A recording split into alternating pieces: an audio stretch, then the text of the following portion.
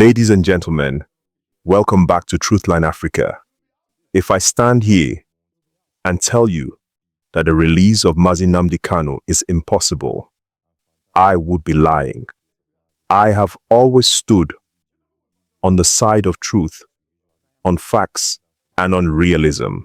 And the truth is this: from all indications, all movements, and all political calculation, something major is shifting. Something significant is happening behind closed doors. How soon will he be released? No fixed date, no confirmation.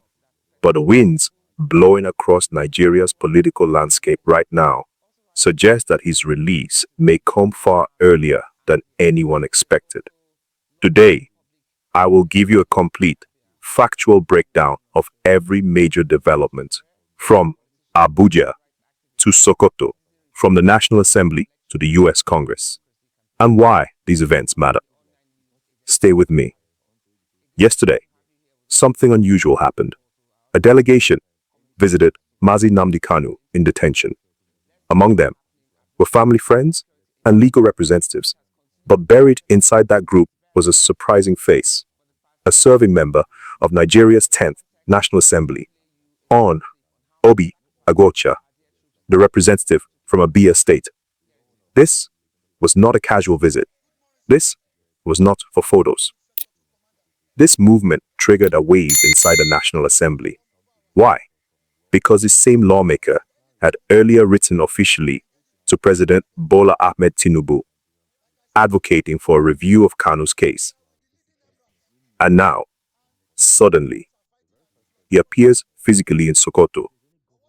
At the same moment, Kanu's name begins to echo inside both chambers of the Nigerian legislature. Coincidence?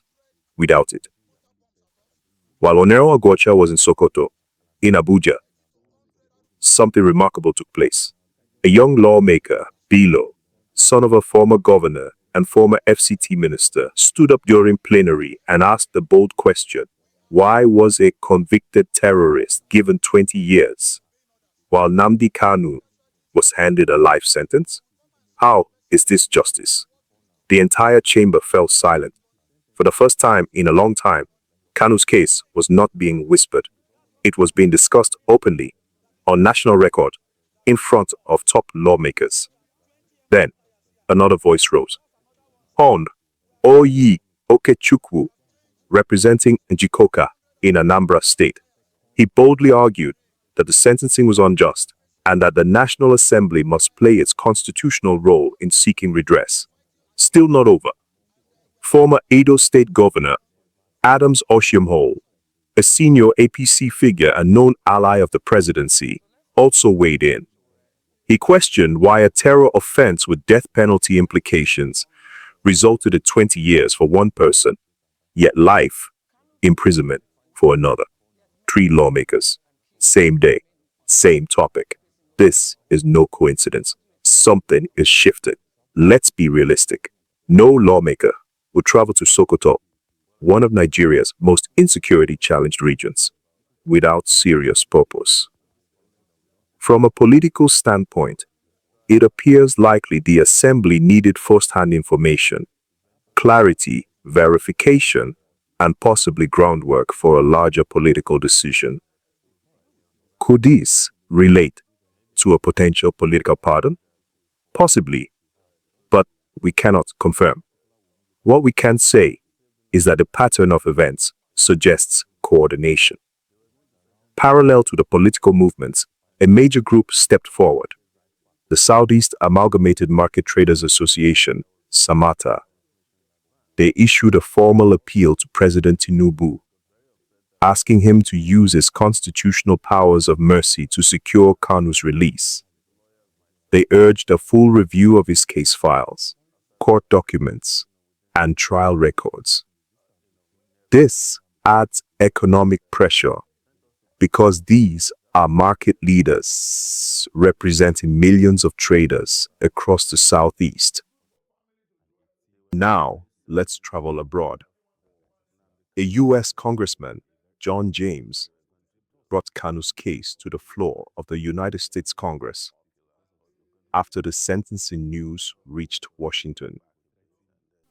He questioned the fairness of Nigeria's judiciary and raised concerns about civil liberties. What can the US Congress actually do? They cannot free Kanu.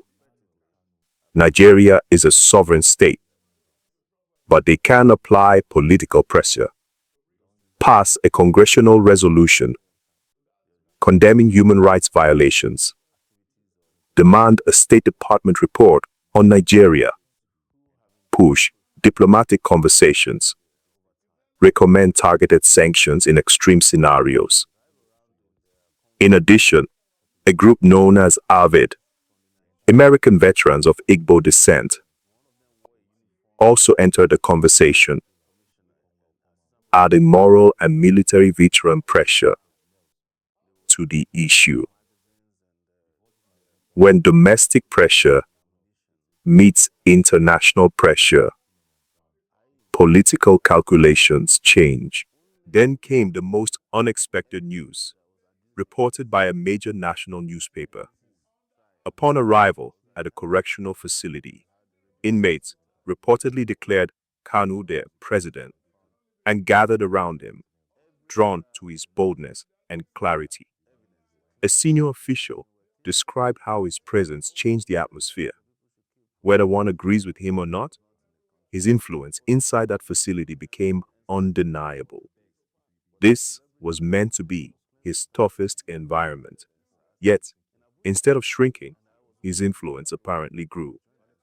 If we connect the dots, a National Assembly member visits Sokoto. Multiple lawmakers openly raise Kanu's case. Economic and civil groups pressure the presidency. The US Congress escalates interest. Correctional officials request documentation for court appearance. Political actors move unusually in sync. It becomes clear that something bigger is unfolding behind closed doors. Is this the beginning of a political settlement? Is a presidential pardon being quietly prepared? Or is Nigeria positioning itself for a negotiated resolution? We cannot claim certainty, but we can observe the patterns. What do you think about these developments? Do they strengthen the possibility of a near-term release? Share your thoughts in the comments below. As always, we continue to monitor the situation closely. Any new update, we bring it to you first. Stay informed, stay safe. This is TruthLine Africa.